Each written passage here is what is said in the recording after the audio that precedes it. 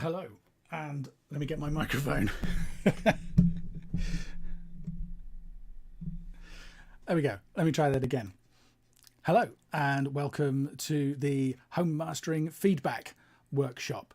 I'm here. I'm only just here. All kinds of things have gone interestingly today. So literally, I've been setting something up in the last few minutes, which I will tell you about at the end of the webcast, which is a special offer that I have for you. Hopefully it will all work. I didn't leave myself enough time to test it properly, so you'll have to bear with me. But this is the fun of live internet, right?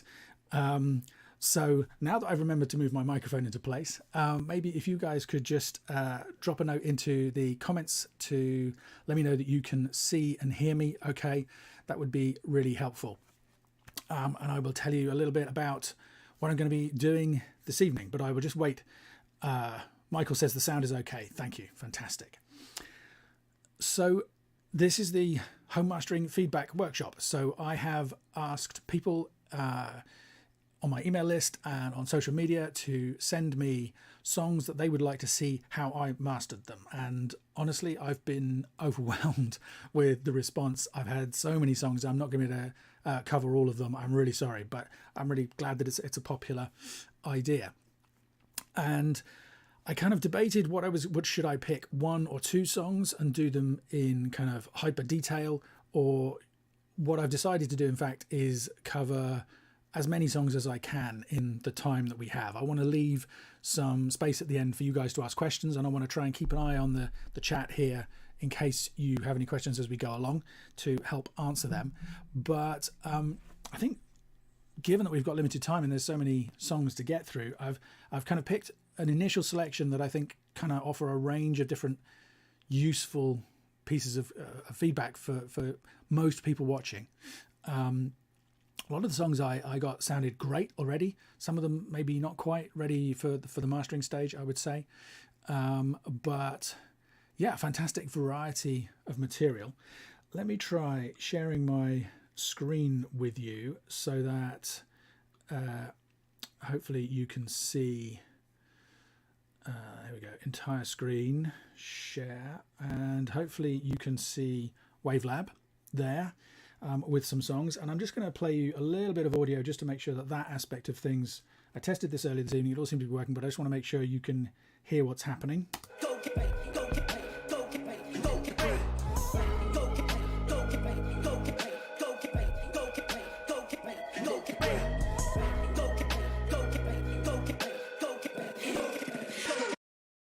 You can just confirm that audio is in fact reaching you loud and clear. I'll check in the chat in just in a minute.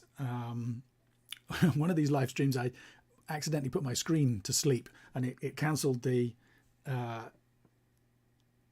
screen share, so nobody could see what I was doing, which was fantastic because it was an EQ workshop, so it meant everybody had to actually listen rather than watching the visuals for 10 or 15 minutes. But I'll try not to let that happen this evening.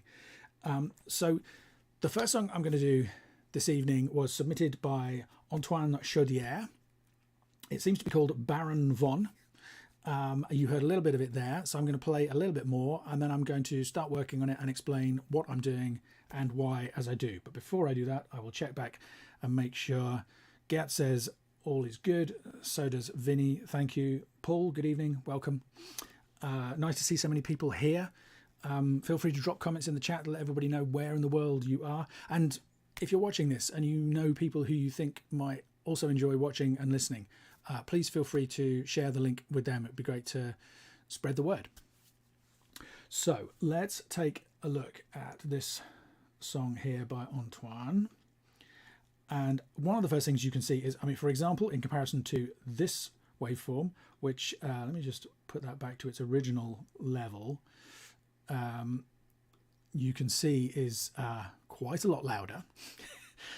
This one, the level is quite low. So one of the first things I'm going to do, just having heard it quickly there, is I'm going to bring up the waveform here. I'm going to have to boost the gain more than that. I only have 6 dB of headroom here in Wavelab. And I should say, I'm using Wavelab to do all of this, but the techniques that I'm going to show you, you could use in any DAW. One of the nice things about Wavelab is that it enables me to drop processing directly onto each clip. So I can have all the clips, each song lined up in sequence like this. I can, when I'm actually mastering an album or an EP, I can preview the gaps, the fades in and out, and I can add all the metadata. It's a really nice, powerful DAW for mastering. But the processing that I'm going to show you, and the reasons that I do it, will be applicable in any DAW. If you aren't able to drop processing directly onto the clip, as I'm doing here, then what you can do is you can just lay the songs out. So imagine, you know, this was one channel here, you could have a second song on another channel in your mixer, and then you'd have a fader at the bottom, and you could put your processing in on that channel in the mixer, and then they would kind of what's the word? I want to say scroll, not scroll. They would run diagonally down across the window in front of you in the DAW if you're working in Logic or Pro Tools or something like that. Some of DAWs like Studio One have a dedicated mastering area, others don't. So we've turned up the level a bit on this song, but let's now keep working.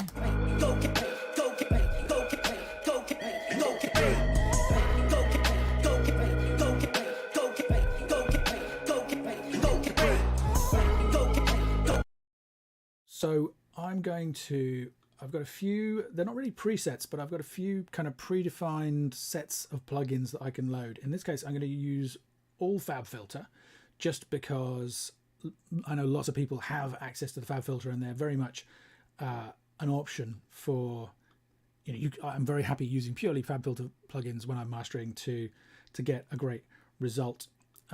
So I'll just set a few settings here. I'm setting the output ceiling of the limiter to -1 dB true peak. That's recommended on lots of platforms these days. I'm going to put oversampling on 4x.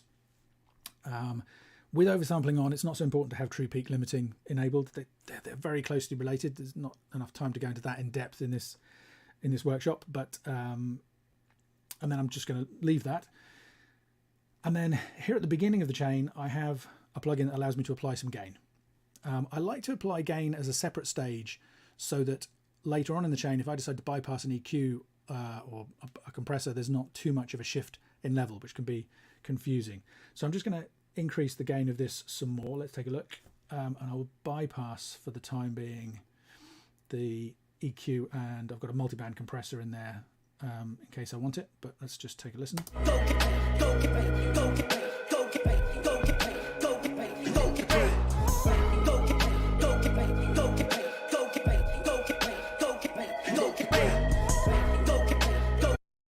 Hearing that, I must have put the plugins on the wrong clip, maybe.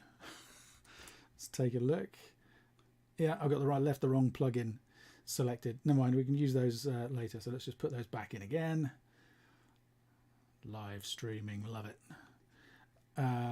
Okay, so I'll just add the Pro Q in again. Often when I'm working, I will have, one of the nice things about Wavelab is that it allows you to put processing directly on the clip, as you can see up here. So I've got these 3 plugins on this clip, but not, for example, well, there's the one that I did have selected. So that, but if I scroll across here, this clip has no processing on it yet. There's also, you can have processing on the track. You've got 2 tracks here, but you could have more, and you can also have it in the output section. So quite often I will put a single limiter in the output and just run everything through that, because it's just catching the peaks. It's just a final digital safety net. But in this case, maybe I'm going to use some different processing on different songs. So let's just, takes a little bit longer to set up, but Pro L2, there we go. Let's just do those settings again. Apologies for the redundancy. There we go. Right, let's try that again.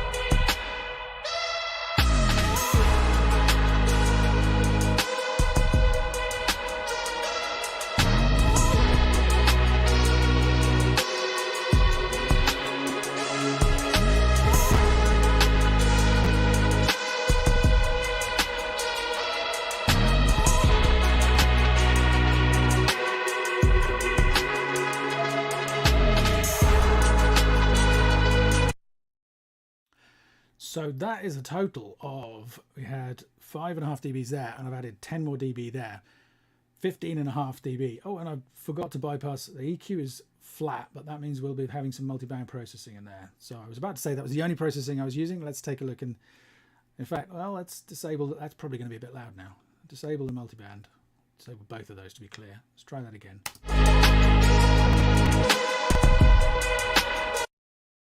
So that's now too loud because the multiband was holding it back. I wonder why I wasn't getting quite as much impact as I expected. So let's just tweak that now. Let's take it back by 3 dB and see what that's like.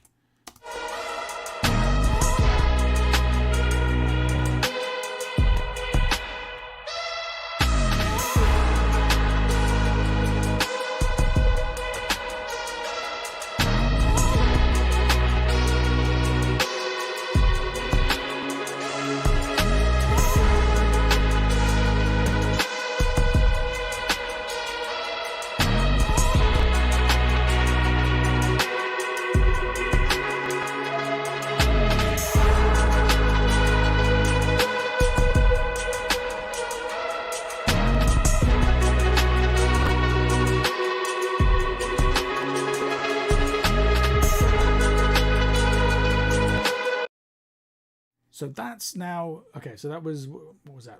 I forgot to look. 8 dB, 7 dB, 7, 5.5, 12.5 dB of gain from the original, from the mixed file. Sounding really good. I'm really liking it. It's getting a little bit hot at the loudest sections, but I think it needs that punch. I'm judging that mainly by ear based on my mastering monitoring that I have here, but I'm also keeping an eye on the meters, and you can see I've got a VU meter here. This is the Klanghelm VOMT, Klanghelm Vumpt, my favorite plugin name ever, still. Calibrated to -11 RMS roughly, but also more or less LUFS. And you can see the overall loudness of that section of the song there was -11 LUFS, so not like super loud. You might see, especially in a genre like this, you might see lots of people push the loudness much higher. I don't think that's necessary, and I'm going to talk in more detail about loudness and what I think is about right for one of the later songs. The reason I chose this song to go first is that's sounding pretty good to me, and that's could be mastered. I'm going to experiment with some little EQ tweaks just to sweeten it ever so softly, but you know, there are so many videos and tutorials out there showing, you know, huge mastering chains and all this processing. That, I feel, once the level is up there, and I mean, it had what, a couple of dBs limiting here and there, maybe 3 dB at the loudest when that bass and kick drum really pumped in, but that's going to be very clean, that limiting. And I'm not convinced it needs too much more, but let's just play with that EQ and just see what comes of it.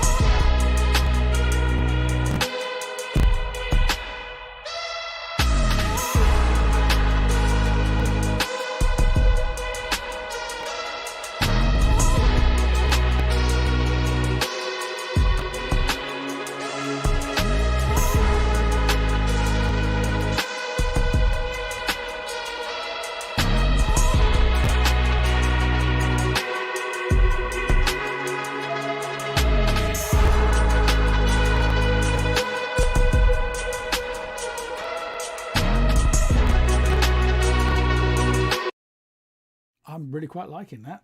So I'm going to leave that for the time being because we've got lots of songs that we could use as demos. In a real mastering session, I might take more time, you know, more care, tweak some other little bits, maybe a little bit of stereo enhancement might be nice, but I want to move on to the next song so that we can always come back to that if necessary. I'm going to be referring back to that song, which is how I like to work anyway. Next song up is called Lifeline. David Rowe sent this in, and you can see the louder sections of this are much louder. Let's take a listen and see how it is overall. Now you made a way through the desert. Turn into spring. For there's always resurrection in the presence of the King.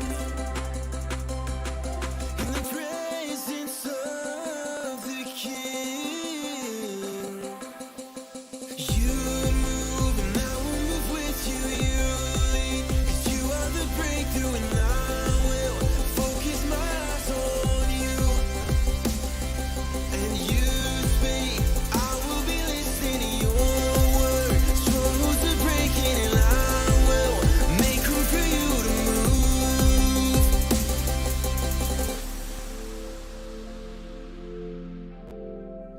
Make room. So this one, I turned it up a dB on the clip just because I like my waveforms to look healthy in the display, but it doesn't really matter where you apply the gain.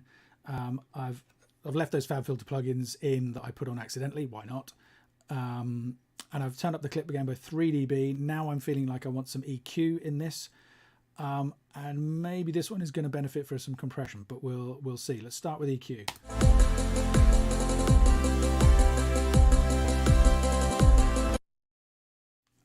I saw a couple of comments, somebody saying that the previous clip gave them a headache. I apologize for that, but then I saw somebody else say they loved it, which is great to hear.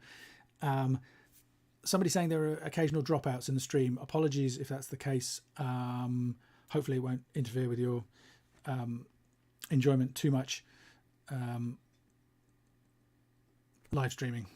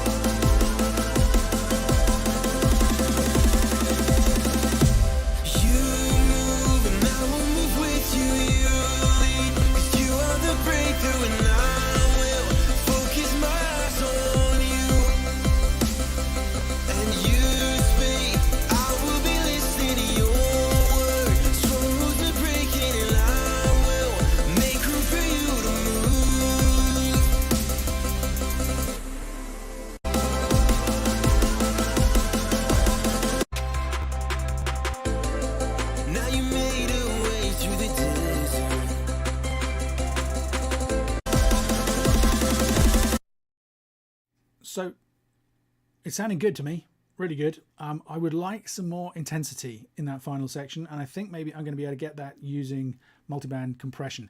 I should say that I use multiband compression in a very minimalist fashion. It's a real Spider-Man process. With great power comes great responsibility. So you can see here I've just got 3 bands. I've got one crossing over at 160 and one at 3.5K. So really it's just low, mid and high frequencies. And each of these bands has the same settings.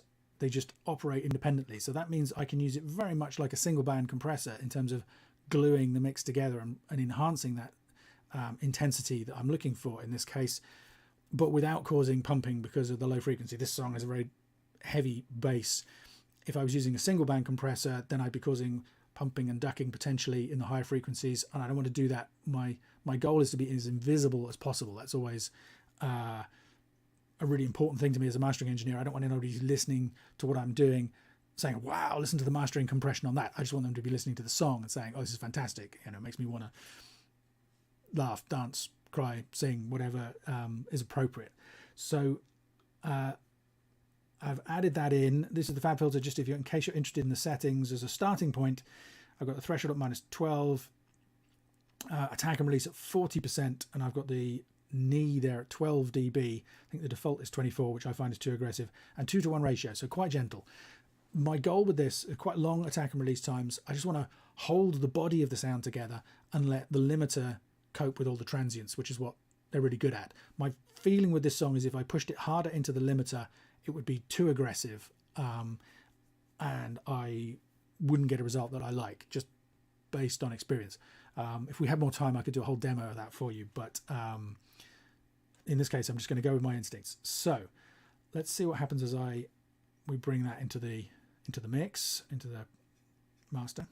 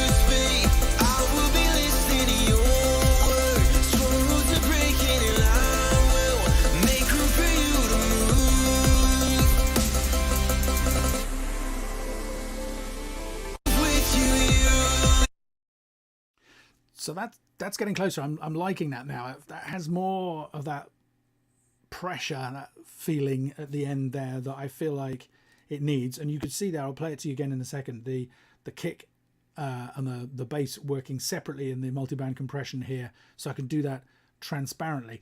Only 2 or 3 dBs gain reduction in each band. I don't know how much, let's have a look and see how much limiting there was at that point. Too many windows. Let's take a look. You are the breakthrough and I will focus my eyes on you. And you speak, I will be listening to your word. Strong rules are breaking and I will make room. So again, only 2 or 3 dB limiting at most. And you can see the EQ moves that I made there. I went initially for more presence in the upper mids to open out that vocal. Then I went for a little bit further down, just to more body and tone in that vocal, because it's quite a edgy, sizzly vocal sound, which I'm sure is a production decision, but I just wanted more of that kind of human element in there. Then I went down and added a little bit more support in the low end for the kick drum and for that low bass line. And then I went up and added a little bit of more clarity at the top just to open that up. You've noticed I've done lots of boosts, and you'll often hear people say, oh, you should only cut, and they should only be, I mean, they're not huge moves. It's like 2 dB there, dB there. But I tend to get tied up in that kind of thing. I boost if I want more something, and I cut if I want less of it. It's kind of that simple. So in this case, it was just I want a little bit more of things. I'm going to experiment with the stereo image in this one. I'm just going to add Steinberg. There's one built into spatial stereo enhancer. It's just a very simple mid-side enhancer built into Wavelab here. No fancy stuff. I'm just going to see if I can just open that sound out a little bit, especially for that final section there. I will move with you, lead, 'cause you are the breakthrough, and I will focus my eyes on you.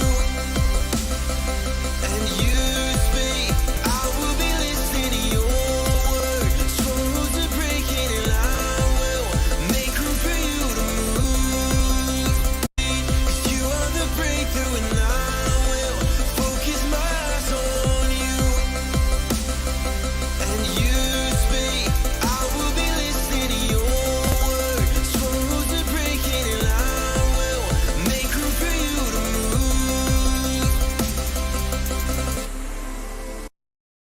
Oops, clicked the wrong thing. I don't think I've ever clicked that button before. What do I do with that? No.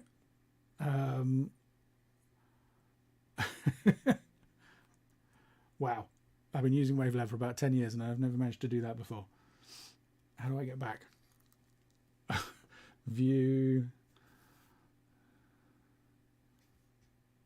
Oh, maybe there we go. Okay. That was really subtle. That little stereo enhancement there. Actually, I put it in after the limiter. I didn't mean to do that. I will put it in prior to the. It won't make a huge amount of difference, but there's a risk that it would push the levels. Yeah, you can see the levels there because of the stereo processing was going after the limiter. Have increased the peak levels, which I don't want. So I put those put that earlier in the chain. 15% increase. It just the kind of the high synths that kind of helped bring those out without. I didn't want to add any more high frequency EQ because that would make it harsh.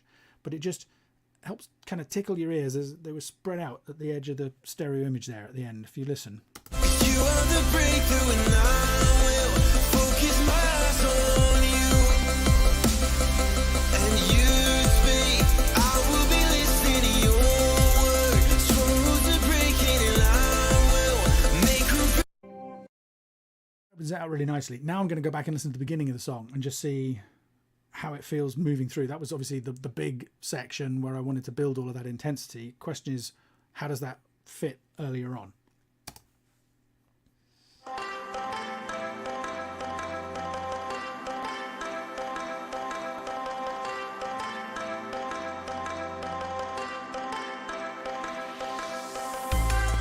I walk for years in the desert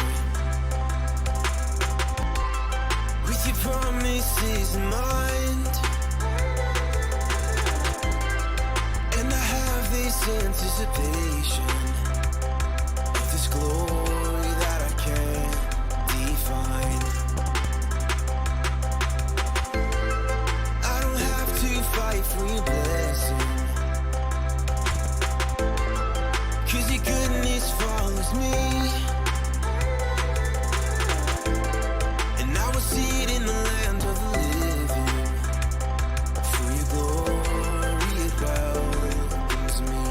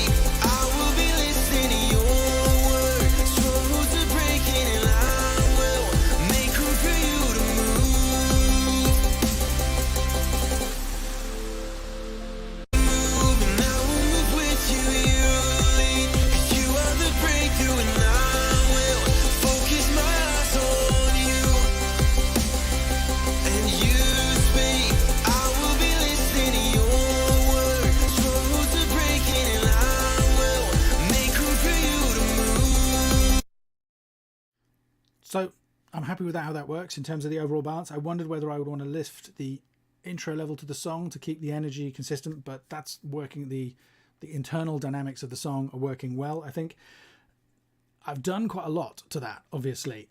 So what I want to do now is quickly compare the before and after sound of this. Now, back in the day, I would have done that by bringing up the pre on a different fader, reducing the level of the post on another fader so that I could switch between them. These days, and you can still do it that way, I could double up this clip and balance everything out. Just for speed, I'm going to use my own Perception AB plugin that I developed with meter plugs. You know, you can absolutely do this yourself using just an LUFS meter. I'm going to choose pre there and put that at the beginning of the processing chain before all of the processing. I've got an instance of it over here in the master output section of Wavelab already. So now I can play that and it will measure the pre and post levels of the master.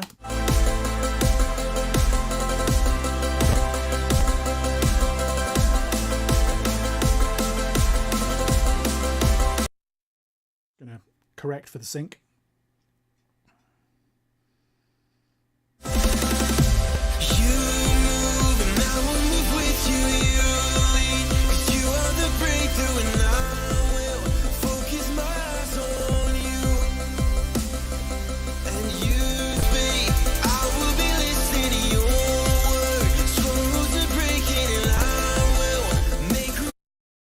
Here, of course, there's a huge loudness difference, and that's going to fool us, which is what Perception was designed for. So I'm going to use the match level button here to bring the pre-signal up to the same level as the mastered version, so I can do a comparison without that loudness deception, as I call it.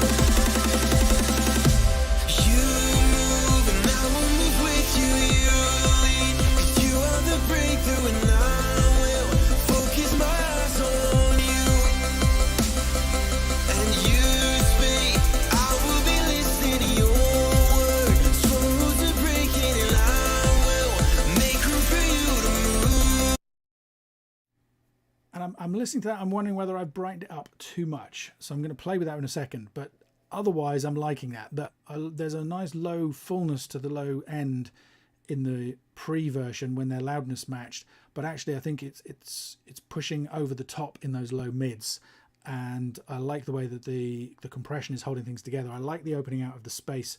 I'm just going to listen again to the high frequency stuff.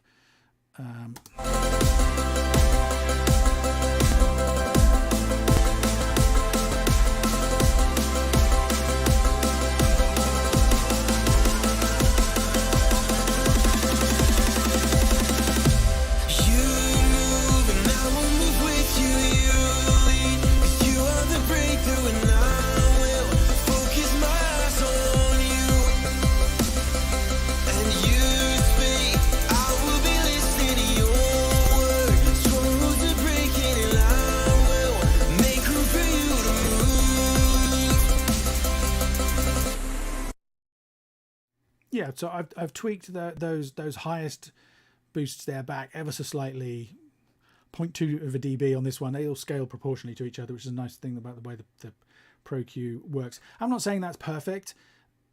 This is quite a challenging kind of song to work on because of the variety within it and the intensity that we're going for.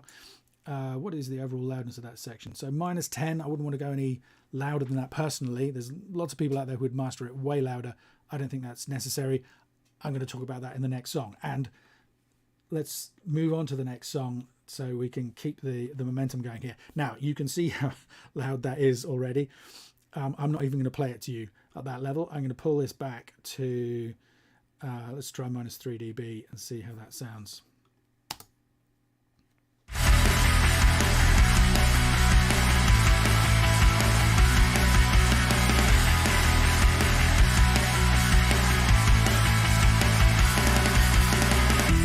Making out in my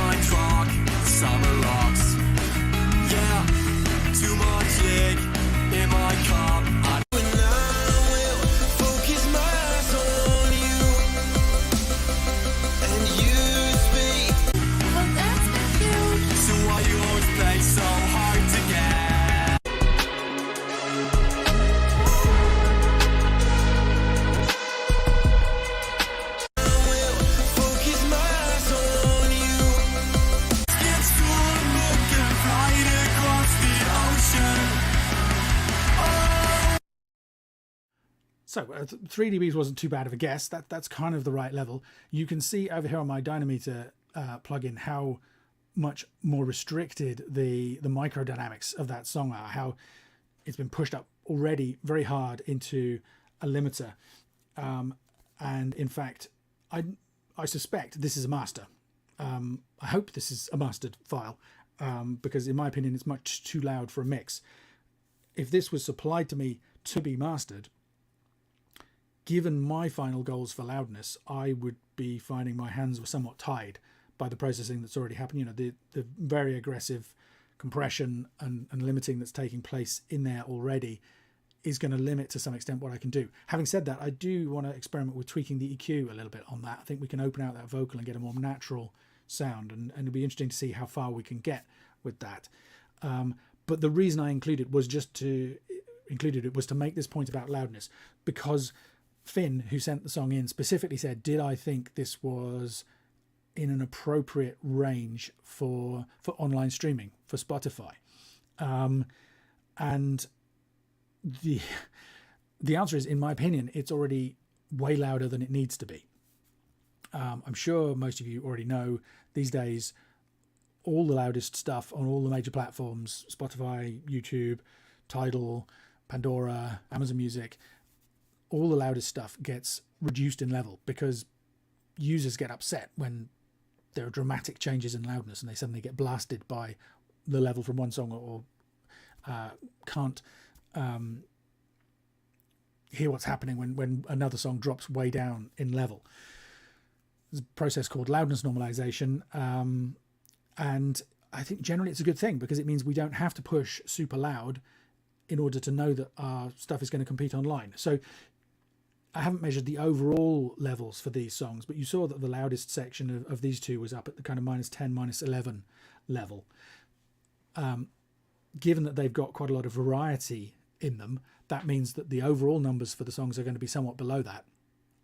I would guess -12-ish, perhaps. So, whereas all the online streaming services, apart from Apple, currently use a distribution loudness of -14. What that means is that anything that's louder than -14, they turn down to -14. So if these songs were at -12, they would both be turned down by 2 dB and play back 2 dB quieter. And that's, you know, that's not the end of the world. I can absolutely live with that. But this song, which I'm guessing is substantially louder, let's just... Since last year, high school, come on, will I am see the sun. That's reading about -9 LUFS, and it's pretty consistent all the way through, so that's likely to be the value. So that's going to get turned down, if that's the correct reading, by 5 dB. So whereas these two songs online would only get turned down by 2 dB, this one would get turned down by 5 dB. Now that's fine as well, because they will all come out at -14 LUFS, so they'll all be roughly the same loudness when they get played back. And I'm not suggesting that anybody master to -14 or any other particular target. But for me, I mean, we can see that we've got wasted headroom in this track here. It feels like an opportunity to me, if I was mastering this and I had access to the mix, to push it a little less hard, knowing that I mean, it still get turned down a bit, but not as much, and we could make use of that headroom to get some extra snap in the drums and some extra clarity, and just not push that limiting quite so hard. Now, of course, if anybody disabled loudness normalization, then, or was listening on a platform that didn't have normalization, like SoundCloud, for example, then that's potentially not going to work as well. If the goal, well, clearly the goal of this song is to be loud.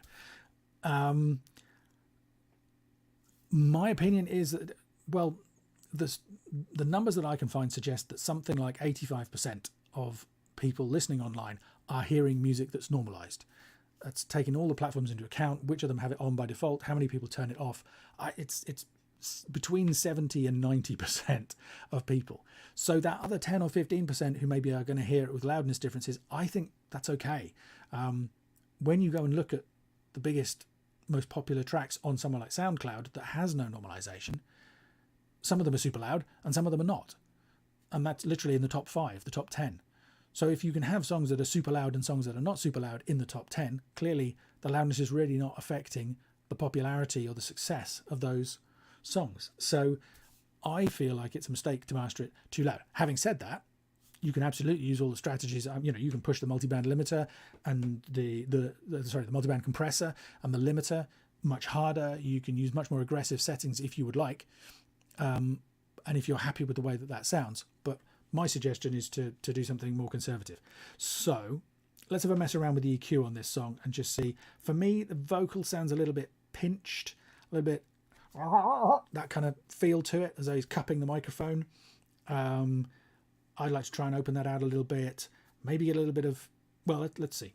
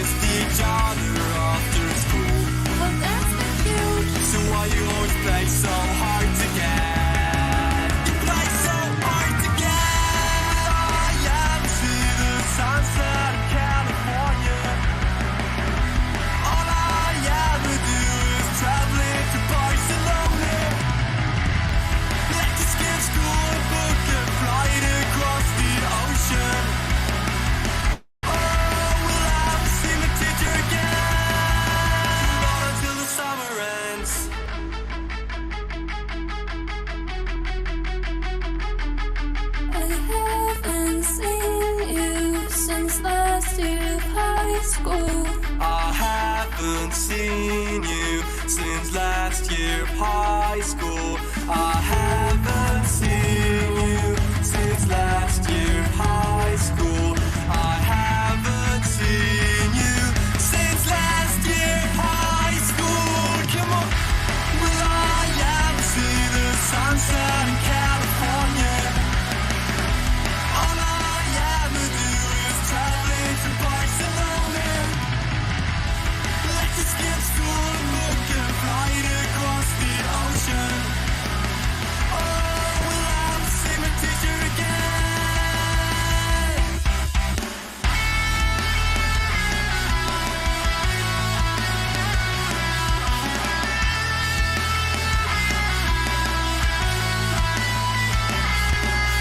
Oh, come on. Will I ever see the sunset in California? All I ever do is traveling to Barcelona. Let's just skip school and book a flight across the ocean. Oh, will I ever see my teacher again?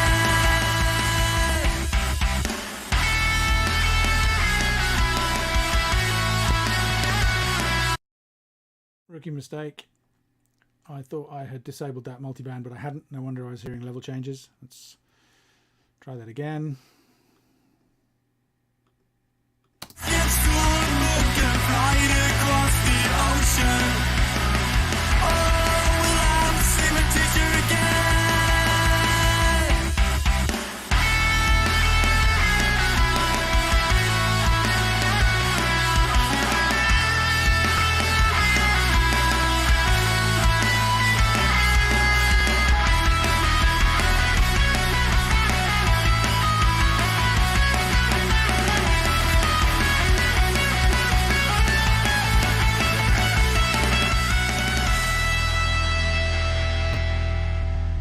Oh, come on. Will I weed and mango juice? We never when we kissed each other after school. Will focus my soul.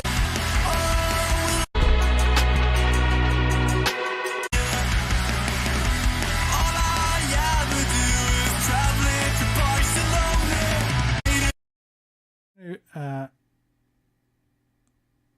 Use a, oh, hello. That doesn't look good. Right, that looks like that might have crashed. I'm just going to stop screen sharing and try and sort that out. And then in the meantime, I'll catch up with the comments. I was about to say I was going to put in a pad on the output gain there so that I could play it back to you at lower level when I was comparing from track to track, because that's a nice way to compare them. And I was quite happy with the sound I was getting in that song. It was just that, well, I could hear the compression coming in different places, and I was about to start experimenting with increasing the level in certain parts of the song to bring some of that contrast back in that's been held by the heavy dynamics processing on that version. But actually, I've done 3 really aggressive tracks at this point, so I think instead I might go back or start on another completely different song to show you another perspective. But in the meantime, I'm just going to have to sort out Wavelab here, so please feel free to chat amongst yourselves. Let me see what you're saying.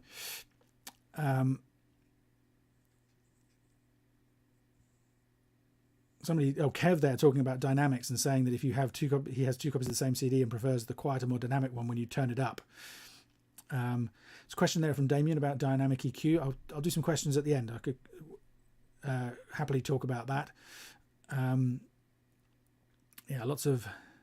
Ray says, what if you're mastering for CD distribution? I still master to the same loudness, Ray. Not that many people buy CDs these days. And for me, if one CD is slightly quieter than the other, I really don't see an issue with that. Most people will rip their CDs and listen to them in streaming systems anyway. Very few people have those CD changes where you can shuffle between, and the differences in loudness might be an issue. You know, CD is a higher quality format. Well, I guess there are lossless streaming sites now, but CD is the highest quality format we have. I would not want to compromise personally the dynamics for the sake of a few dB difference in level.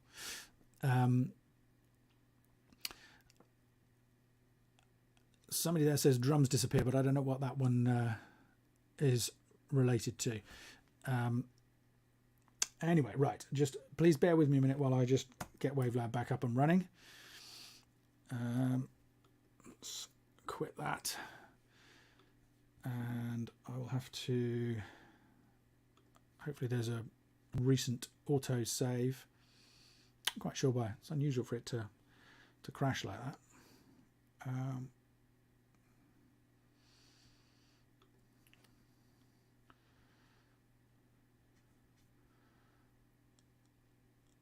Okay, we're back up. Let's find the backup. Open, there it is.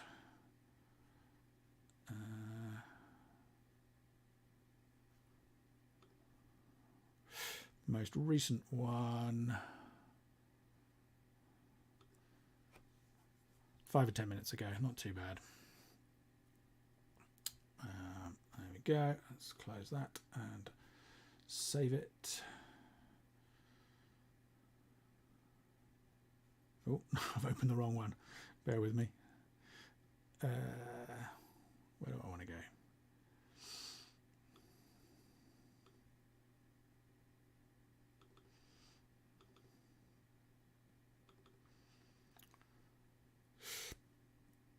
Here we go.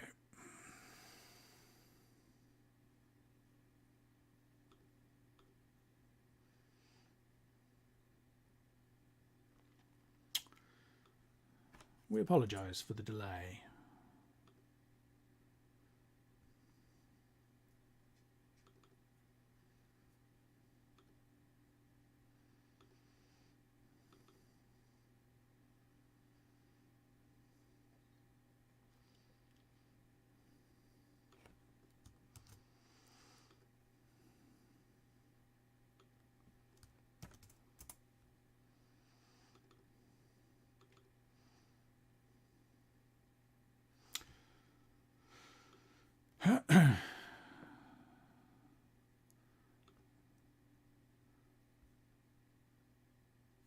Okay, there it is.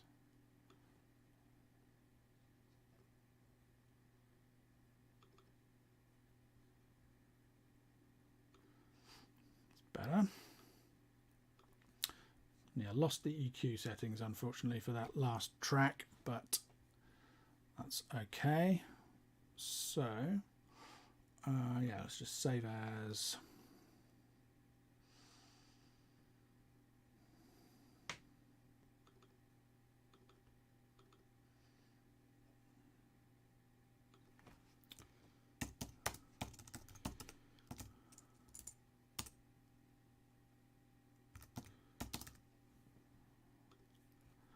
that. Okay, we'll reshare my screen with you, and we can move on with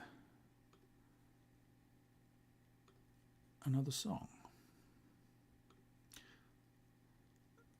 Brian says I'm calm under pressure. Thank you, Brian. It's appreciated.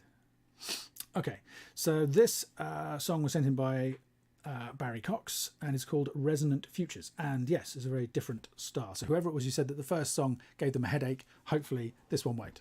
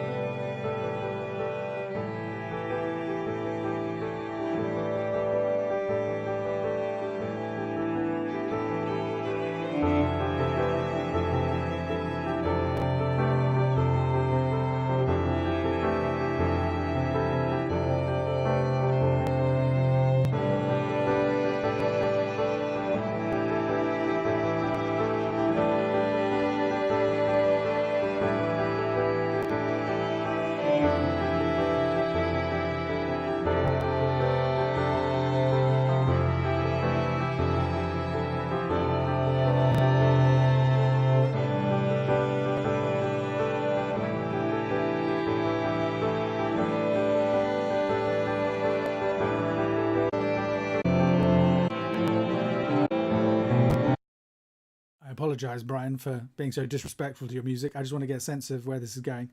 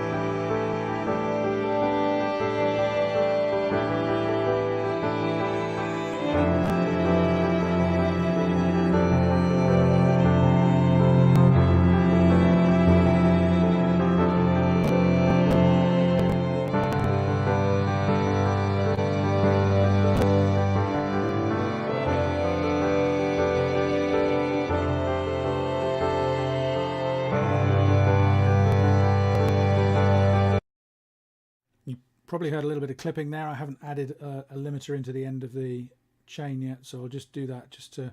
I don't think I'm going to have to push this hard enough to need any limiting, or certainly not very much at all. And in fact, I'm going to use the TC Electronic...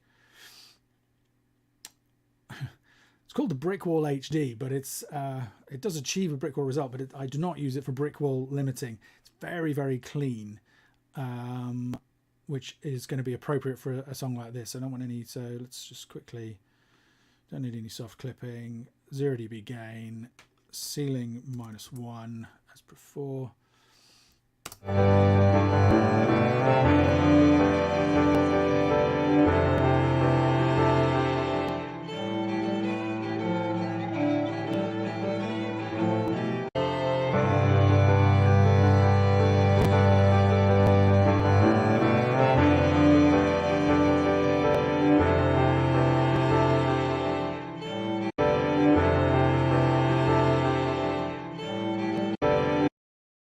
clicks in there, a little something gritty something. That's not the limiter.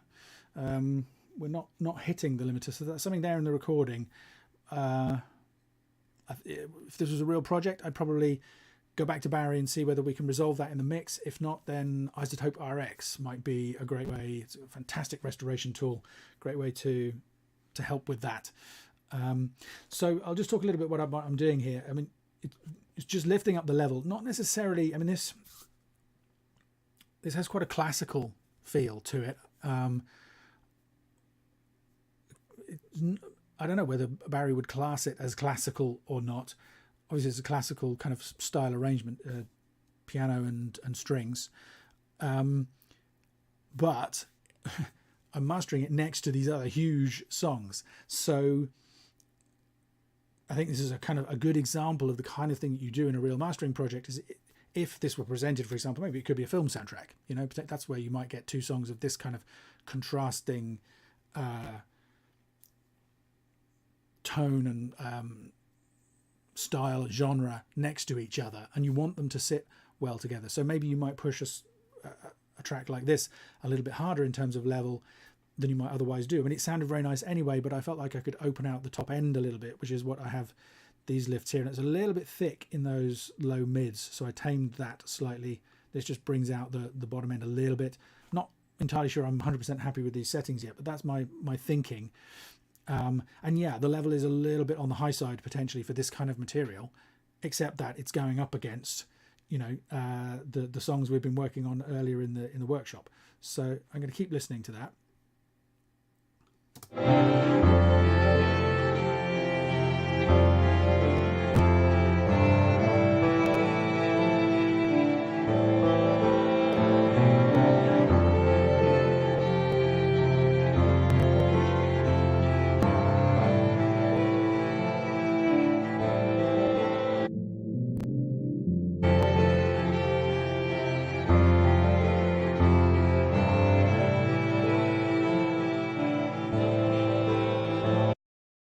That. Now I'm going to do you saw me maybe put in this gain plugin with 12 dB dip. I normally do that on my monitor controller, but I'm going to do it here so that you guys can hear it. So that's going to turn down the whole thing after all the mastering processing, after all the limiting, everything down by 12 dB, so that I can just flip between them and compare and see how they're sitting next to each other. It's a nice way of getting another perspective on the master. Up to this point, I've been listening with everything at a fixed mastering level, which is an important part of the equation. But so let's just see how that feels.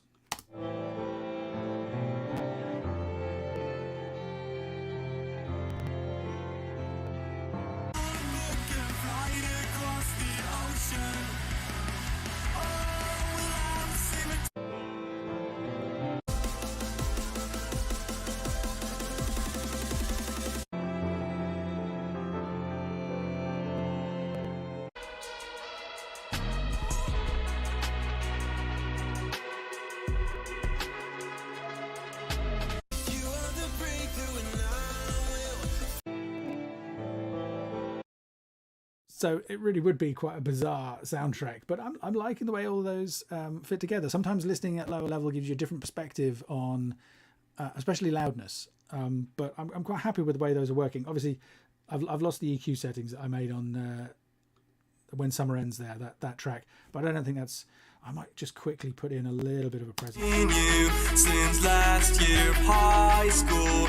I haven't seen you since last year high school.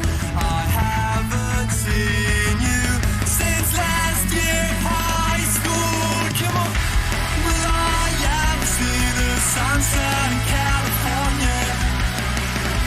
All I move and I will move with you.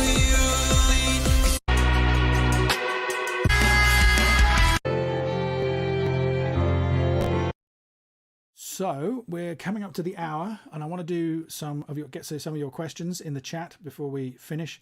But let's just quickly take a listen to this final song here. I do not even remember. Vinnie Howard, "Circle Round a Sphere" by Core.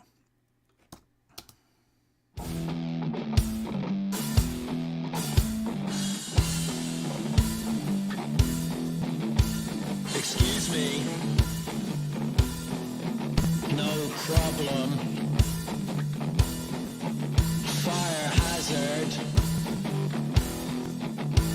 intervention.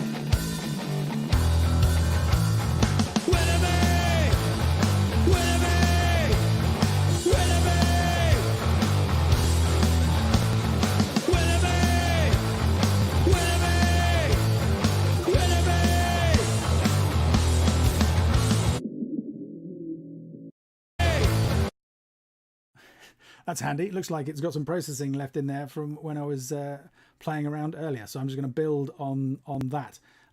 I'll start by bypassing it. Excuse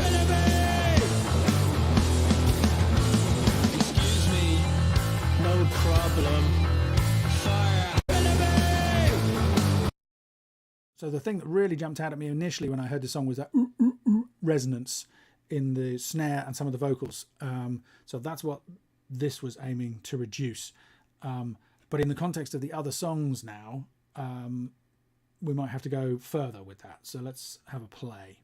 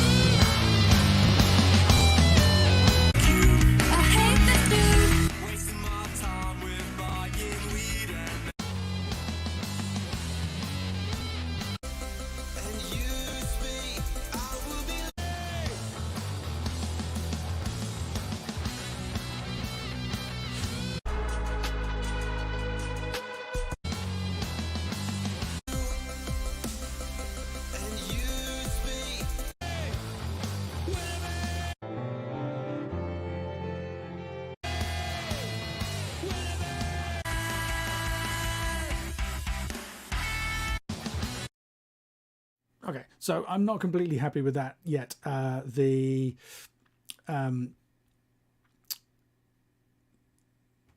song that is this one here, circle around a sphere, is closest to, I guess, in terms of certainly, you know, being a rock band, is When Summer Ends, but the EQ for that one is not quite right, and it's heavily compressed, which in some ways is making it sound a little bit louder than this one, but in other words, not that would, if this was a genuine mastering job, that would be a really delicate balancing act if I wasn't able to go back and get an earlier mix of When Summer Ends, because I think if I could take a step back from that, take out some of the heavy processing that's in there and go for more, what I feel would be a more natural EQ overall, I think then it would sit better next to this song here. But we are running short on time, and I do want to get to some of your questions, so I'm afraid we will have to, what might have been in terms of the final versions of those, we'll have to wait. But yeah, let me stop sharing here and jump back and take a look at some of the Frank says the strings are too prominent. It was basically a string track. Frank's. He also says, you're very humble, you don't share your plugin tools distribution site. Why? It had not occurred to me to do so. They are available at meterplugs.com. Frank, if you would like to play around with them. I haven't really had time to show them to you properly, but I am going to be doing a live stream or a video with Chris Salim from Mixdown Online soon for his YouTube channel, showing in more detail how to use Perception AB that I was using for the loudness comparison, and also in a mix situation, because the latest version was originally designed for mastering, but it can be used in mixing as well. So if you're interested, keep an eye out for that. But let me I'll scroll back up and take a look at some of these comments from earlier on. There was that interesting question about when to use dynamic EQ.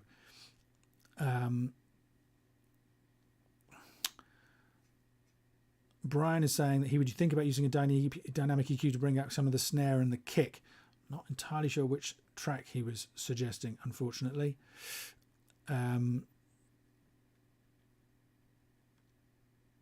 So Michael said something about correlation, and I did switch to the phase meter at one point just to show how you can look at the stereo image. There are so many factors to consider in mastering. You know, we've been talking mainly about EQ and compression in this one, with a little bit of a sidestep into stereo image, but of course there's all kinds of stuff that you can do. So I can't find that other. Maybe feel free to drop your comments in, your questions in again. Okay, here's Damien. Thank you, Damien. Perfect. Dynamic EQ in the context of mastering versus using just EQ and multiband compression. Okay.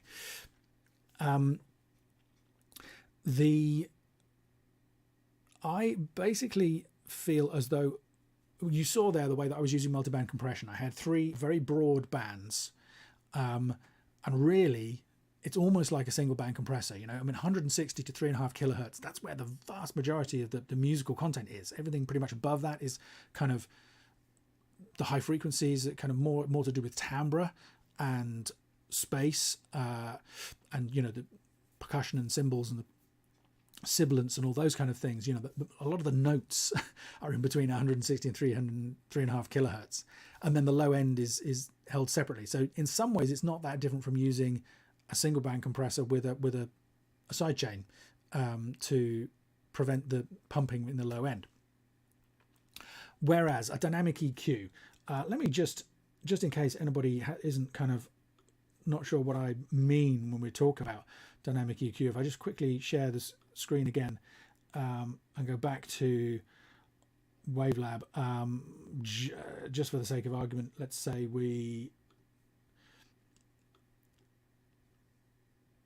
actually, it's not easy to show you, is it, without going back into the whole thing. So I won't show you. Well, I can briefly.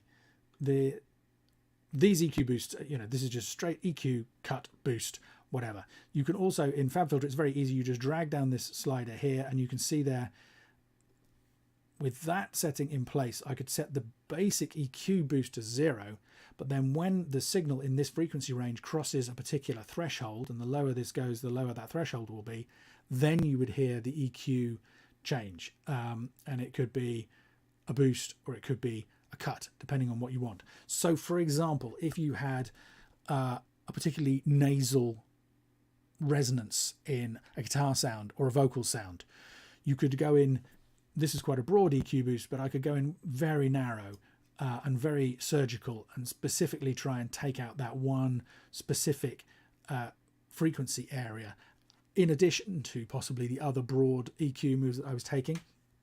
You know, if this was a multiband compressor, you could probably achieve something similar with a multiband compressor, but it'd be a very narrow band. And that really is the way that I tend to think of them. Dynamic EQ for me is surgical, just looking for certain frequencies, so typically quite narrow. You can use it in other ways. You can use it to add dynamics back in by, you know, kind of triggering some extra thump in the kick drum or the snare, which I think is what Brian was suggesting in his comment earlier.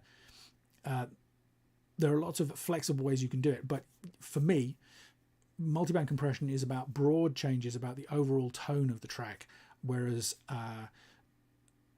dynamic EQ is much more about specifically targeting certain frequency ranges. Hopefully that helps. Kev says, when using dynamic EQ, what settings so far as frequency splits are concerned? I tend to use, my favorite dynamic EQ at the moment is actually the Fab filter, and that's because they've done such a great job of making so much of it just work out of the box. I tend to just dial in the frequency, pull it back so that I start hearing the reductions that I'm hearing, and you can get into the advanced parameters there, but often you don't need to. I mean, I would say there was a question earlier on from somebody saying, how often do I go back to clients asking for mix revisions? And the answer to that is not that often, but typically what I would do is, there are mastering engineers who almost immediately throw the mix back to the clients and say, no, you need to fix this, this, this, and this. My experience is that my clients tend not to like that very much. What they would prefer is that I do the best that I can with the files that they send. But then I might say, I think this might be even better if we could, for example, with the song that was very loud there, you know, I would like to try an experiment where I master this starting from the mix with less processing. Would you be open to that? Would you like to try that? And similarly with, you know, if I felt that particular instrument was too high in the mix, or yeah, any aspect where I felt like I wasn't able to achieve the best possible result with the mastering, but fairly infrequently, you know, every so often, I mean regularly, but not every job, certainly, because I want to have respect for what the artists, the mixers, the production team have tried to achieve. There's going to be a reason often for the way that things sound, and who am I to question that? So it's only really if it kind of crosses a point where I feel, oh, this is a problem. A classic example might be, you know, very bright drums and a very dull vocal. So in the mastering process, I want to open out the vocal, so I go in with an EQ lift in that frequency range, and the drums just get even brighter and even more harsh. There's almost nothing that can be done in that situation except some kind of compromise. And if the compromise doesn't feel right to me, then I might go back and suggest some tweaks, that kind of thing. But for more minor stuff, not so much. And one of the clues maybe that I should be asking for a mix revision is when I start feeling that things like dynamic EQ are necessary, because processes like that are so powerful that really you are starting to mess with the mix. You're trying to retroactively fix something in the mix at the mastering stage, which is not the ideal way to work. So if there's enough time available, then that's the kind of, I'm not saying I would always do that. Sometimes I've used a dynamic EQ and got a great result that I was very happy with, but that could be a clue that maybe things are getting to the point where I need to ask for a revision. Oh, and coincidentally, Claudius had just re-asked that question, so thank you, Claudius. Hope that helps. Frank says, did you ever use the SRS audio soundbooks? The results were impressive. I haven't. I'll have to look into that, Frank. Jetro music, perhaps. I don't know how to pronounce that, sorry. Can I master without dither? I seem to like it with no dither. It's very clean without. You can. I don't recommend it. You might have noticed there's a dither plugin there in the output section on Wavelab. I always have it in place, so I make my decisions with the dither in place.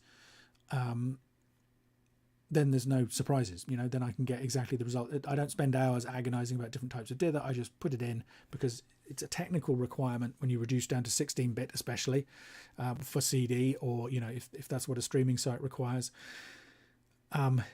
If you don't add dither, then you could be adding truncation distortion, which can sometimes be audible, and when it's audible, it's not good. That's the short answer. There are whole videos and whole blog posts and whole thousands of posts, maybe not thousands, hundreds of posts along threads on Gearspace about dither. So yeah, I can't dig too deeply into that, but Frank says I should never sugarcoat bad work at the art. For the artists, they should know about the problems. Yes, if they're problems, but I mean that's a subjective issue, Frank. It's also a delicate balancing act, trying to decide, based on the mix you're hearing, are they going to be able to achieve a better result?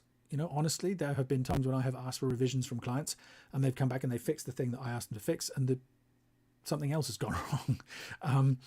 It's a delicate balancing act, and everybody does it differently. Just for example, take the first album by The Killers. First time I heard that, I thought something was wrong with my speakers. Hardly any bass, hardly any treble. I thought I'd blown my tweeters. It sounds exactly the way they wanted it to sound. I would have asked that question as a mastering engineer, but I wouldn't have said, this is a bad mix, or this sounds wrong. I would just have said, I wonder whether this should have more high and low frequency. What do you think? Is that, because for me, it's a collaboration. I'm not dictating to my clients. I'm trying to have empathy for what they're trying to achieve and help them get closer to their goal. Sometimes somebody might supply something with what I consider to be too much distortion, or something that I think it sounds too clean. That's all feedback that I can offer, but there's no right or wrong in those cases. It's a question of taste. The one thing that I'm not super comfortable about is really, really loud masters, because I don't think that's beneficial. But again, I'm not saying people are wrong if they want really loud masters. I'm just saying that's not the way that I like to work. So yeah, that's an interesting kind of topic.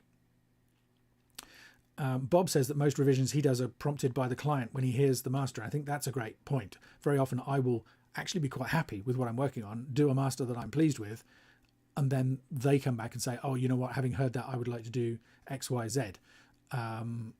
Absolutely. Yeah, that's a very common scenario.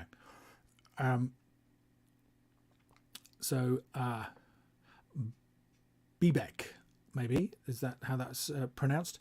I mastered a song just now that I've noticed that the kick and snare are not so enhanced. What should I do? It's very hard to say without hearing it. Probably you're pushing it a bit loud and possibly using just limiting. Somebody asked me this question recently, somebody who'd done my masterclass course, which I can tell you guys more about in a minute. And I had not heard the song, but I suggested that he reduce the input gain to the limiter and increase it prior to, I think he was using multiband compression in that case, certainly prior to the compression. So he ended up with more compression and less limiting, and that got a result that he was much happier with. Usually it's heavy limiting that eats away at a snare. So that would be the first place that I would look. Ask yourself, does the song need to be that loud? Sometimes you get a snare sound or drum sounds in general that are very heavy in certain frequency ranges, and by taming like that low mid resonance in the last song that I was working on there, when that happens, the dynamics processing, the compression and the limiting can be working too hard on that aspect of the mix, and just using some EQ can end up with a sound that is much more balanced but not as heavily pushed dynamically, and therefore the kick and the snare can come through more. Those are the kind of things that I would be looking at.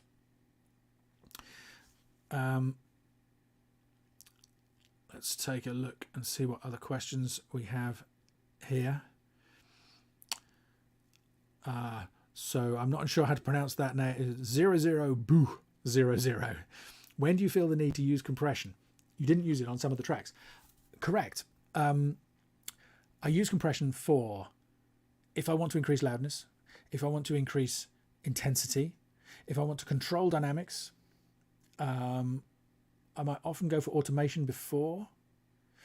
I use compression quite a bit. I wanted to specifically include a couple of examples in this where I didn't, just to make that point that it's a choice. It's not, oh, we always do this. It depends on the material. I didn't feel it was necessary for the string and piano piece that was part of this workshop.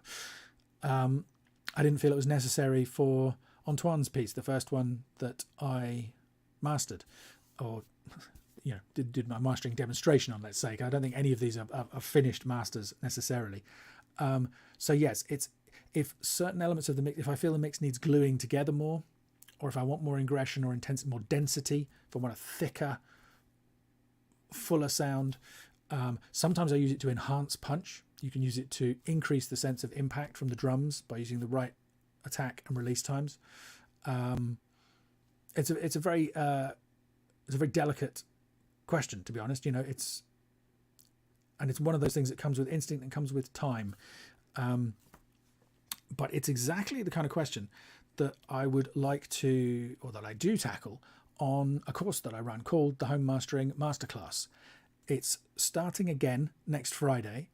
And if you guys would like to take a look, you can go to this URL. I apologize, it's not a particularly user-friendly URL. I said I was in a rush to get this feed started, so I haven't activated. There is a more user-friendly URL to get to. But if you would like to follow that link that you can see on the screen there, there's an information page all about the Home Mastering Masterclass. It's one of my oldest courses. It's one of the biggest. It's one of my most popular. I get a fantastic reaction from people doing it. So it's an 8-week course. Every week I master a different song in even more detail than you've seen here. Start with the basics, work through to more advanced topics like stem mastering, parallel compression, saturation, adding distortion sometimes, different genres every week using different software so that you can see that this stuff doesn't have to be done in Wavelab. It can work in any DAW. There are interviews with the people who submitted the songs that I'm working with, where I talk about some of the things that they were concerned with as part of the process. And you also get access to regular live streams, monthly live streams, just like this one with me, where you can send in your own songs and get feedback. So if you sent a song and were disappointed that I wasn't able to feature it this evening and are interested in taking the masterclass course, when you sign up, let me know that. I'll probably recognize your name and the song, but if you flag that up to me, I will do my very best to include that in one of the live streams as part of the masterclass. There's a lot of information in that course, so if you would like to know in more detail, step by step process, how I approach mastering, what I do, why I do these things, and we dig into some of the topics like intersample peaks, loudness levels for streaming, dither, compression versus limiting, EQ choices, all of the things that I've been showing in this workshop. That course could be perfect for you, and you can get a discount on it for the next week only by using the coupon code HMMINTRO, all caps. I will drop that into the chat for you here, and that will get you a 30% discount. There is also a max bundle that includes 2 other of my products, Home Mastering EQ and Home Mastering Compression. Those have a massive discount on them. If you add those in with this code, you save something like £300, I think. I forget exactly what the maths are, but it's a great deal. I'll just put that code in the chat there for you and then answer some more questions. But I just wanted to mention that to you because, that kind of complicated question about when to use compression, the balance between compression and limiting is exactly the kind of thing it would be great to get stuck into in the masterclass course, if you're interested in that. So, Bibek says, I did pronounce your name correctly, fantastic. And you watched my mastering video a year ago and it's really helped me mastering. That's great to hear. Thank you. Yeah, I see there's a question from Kev asking about what I do with crossover frequencies on multiband compressor. I do start with those two frequencies that are there. That's my starting point, 160 and 3.5. Quite broad crossovers, so they're not hard. So even if something is close to the boundaries, it's not too disastrous. And yeah, I tweak them as necessary. So sometimes I might move the low one. I rarely move it higher, because then you start to hear that pumping in the low mids, upper bass region, which can be more audible. Because remember, my goal is to be invisible with that kind of processing. That's exactly the kind of thing that I go into in a ton of detail on the Home Mastering Compression course, which is included in the bundle for the Home Mastering Masterclass that I just mentioned. But you can get more information on that if you go to homemastering.com/HMC for Home Mastering Compression. That's an entire course where I walk through why I might use multiband versus single band compression, how I use compression and limiting together. So that might be interesting for you, Kev, if you want to dig into that in more detail. Michael asks if I use mid-side processing sometimes. The answer is yes, I use mid-side EQ quite often. Mid-side compression, hardly ever. Mid-side is a whole other topic. I do tackle mid-side EQ in the masterclass course, if anyone is interested to look into that. And I also talk about it in the Home Mastering EQ course. But just to kind of sum the topic up briefly, I guess, my concern with so mid-side processing is where instead of separating left and right, you separate the sum and the difference. So what's in the center of the image and what is not in the center of the image, which is roughly speaking what's at the edges of the image, but it's more complicated than that. And actually, there's a really good episode of my podcast with Ian Stewart, which you can find at themastering.show.com if anybody wants to find out more about mid-side in detail. But yes, it can be very helpful. For example, if you want to, a classic example would be where somebody's got hard panned guitars, aggressive rhythm guitars, and they've been quite heavily EQ'd and they sound a bit thin and a bit tinny, and you want more of that muscle. It can be really good to go in with a boost, kind of maybe 200 to 500 hertz just in the side, because in the middle that's going to mess with the bass, that's going to mess with the vocals, probably not going to be what you're hoping for. So where you've got a kind of a big thick warm sound in the middle and then quite slightly brittle, edgy, open sounding guitars at the edges, using a side EQ just to warm up and add muscle to those guitars can be a really effective technique, and you can do that with using side EQ. It's another Spider-Man process. You need to use it with care. You need to know what you're doing. But yes, I do use it sometimes, Michael. Deep waters indeed. Yes. Okay, so I can see one more question here from Damien, and I think then we will have to leave it. We're over the hour and a half mark at this point, but Damien says, would you ever consider applying tape saturation or tape simulation to an entire mix during mastering, or those tools typically used during mixing? Yeah, I would certainly consider it. I do it fairly rarely. I'll tell you guys, one of my favorite recent discoveries, well, I say recent, last couple of years, is made by Wave Factory. I think it's called Spectre. Let me just check. Is it Wave Factory or is it Wave Labs? Waves Factory. I got it right. Okay, I have a link. I will post the link into the chat for you. There you go.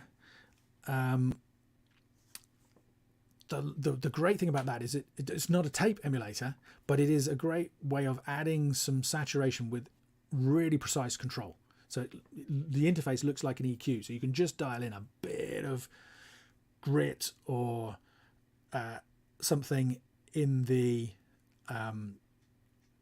low mids, say, or in the upper mids, or wherever it is. You've got real fine control. You've got about 8 or 9 different types of saturation that you can use. And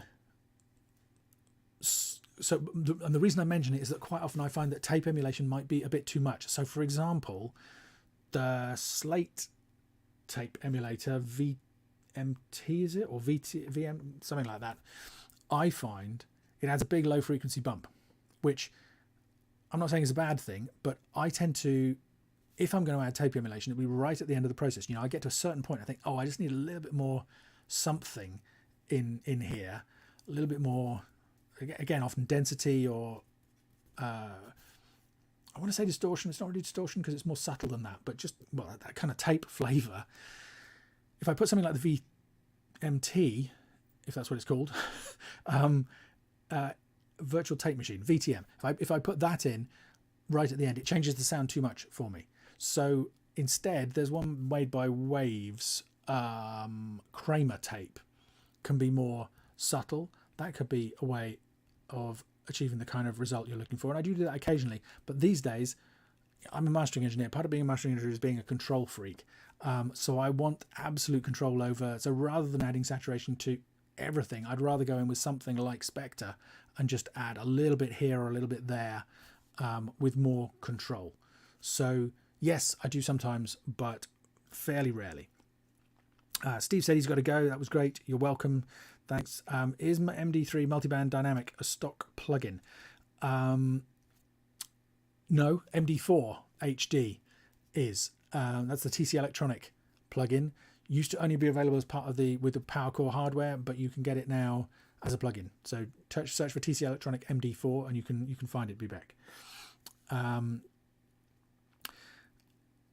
Sergio, I don't do that much 5.1 mastering these days. I've done a ton back in the day. A lot of DVDs for various people, quite a lot of big names, but not so much these days. You know, these days it's very much about Atmos, and I have not yet taken the plunge. I don't know whether I will. I'm still waiting to see what happens on the Atmos front. I love surround sound. I love working in it,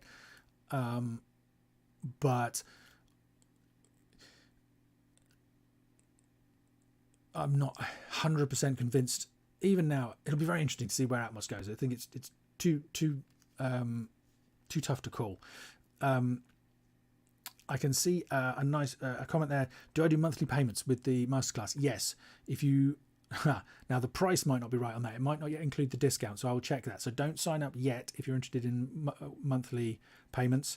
If you scroll down the page, the link there that you can see. It says, I think underneath the main section where the prices are, it says, or if you prefer to pay weekly, click here. Only the basic course is available on monthly installments. So you need yeah, I'm pretty sure that price is not currently correct. So I will double check, make sure the price of that is there. Give me half an hour after the live stream has finished if you want to check that out. So one more time, Home Mastering Masterclass starts next Friday. If you want to sign up now, you can get the discount. You can get access to all the introductory material, start work now and be ready for when it starts next Friday. It's an 8-week course like this, but more of everything, more detail, more examples, more different types of software, more live streams, more Q&As. That's another thing, you can email me your questions. I will answer as many of the questions as possible. You can join me live on the live stream if you'd like and chat to me in person if that sounds fun.